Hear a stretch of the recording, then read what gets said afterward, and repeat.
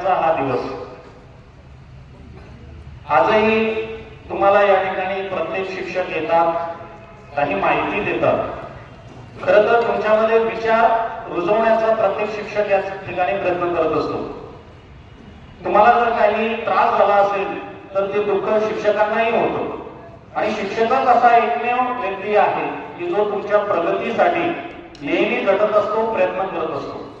सुरुवातीला आपली आई ही आपली प्रथम शिक्षिका असते, वडील असतील, आणि त्यानंतर ज्या टायमाला आपलं शिक्षण सुरू होतं नर्सरी पासून तेव्हापासून तर आपल्या शेवटच्या श्वासापर्यंत जी व्यक्ती आपल्याला मार्गदर्शन करते ती आपले गुरु असते.